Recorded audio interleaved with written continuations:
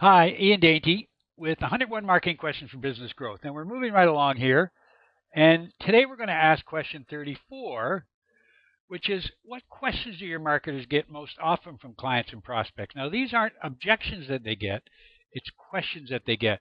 They're kind of like objections, but not really. And a lot of them may be asked by to your salespeople, but marketers should understand what they are too, so that they, can answer them before they even come up is the best way to do it. And that's why I put in the word marketers here. And they're all as they called by John Antonios. I'm not sure who he is, but I got this off the web. The WH questions. And of course, there's one that's a how question, but the rest of them all start with WH. What, why, when, where, who, and how. So let's look at some of the questions that your prospects will ask. And I want you to know that one of the questions that you think is the biggest one is probably one of the last ones they'll ask. They want to know what your offer is. What are you going to give me? How are you going to solve my problem? Is really what it is. And once you figure out what the problem is, they want to know how you're going to solve it. So what is your offer? What issue are you going to solve? And how are you going to do it? Why should I buy from you? You need to know why people, this is a question people are going to ask. Why should I buy from you? What have you got to offer that somebody else doesn't offer, that's better than somebody else offer, that's more unique, that can really solve my problem basically right away?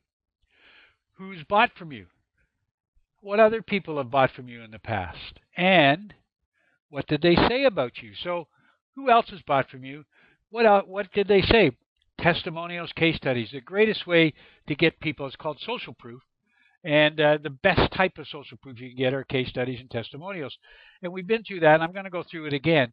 But they want to know who's bought from you so that they're not pioneers with arrows in their back, as they say. Now, they may be to a certain extent if you can convince them that this what you've got is a whole new thing. Like if you're introducing a brand new technology, which very few people do, like the BlackBerry when it first came out, that kind of thing.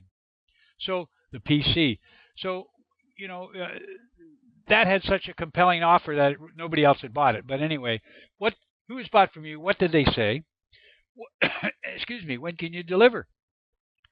How long will it take to implement this product? That's what it means about delivery. Who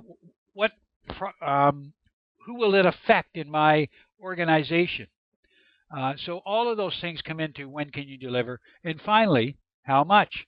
Well, people think the first thing people are going to ask is how much. They ask how much when you don't go through what the benefits and the value is to them. If you talk about how much it is, then you've got to get into the value. So what you want to do is get into that value before. What is your offer? And why should I buy from you? They're the first two things that people are going to ask. And that's when you get into the value of you. Why should I buy from you? Well, here's what it's going to do. And here's the value it's going to bring. That's what you need to do. So you got to answer all of these questions. And then the how much, what's the price? You don't get into that. You don't get into the commoditization when you have a great value proposition, which is why should I buy from you and what is your offer? Okay? If you have any questions, please email me or call me. Please leave your comments down below and pass this on. Please like it so that your friends and colleagues can see it, and please pass it on if you can. Thanks a lot. Till next time.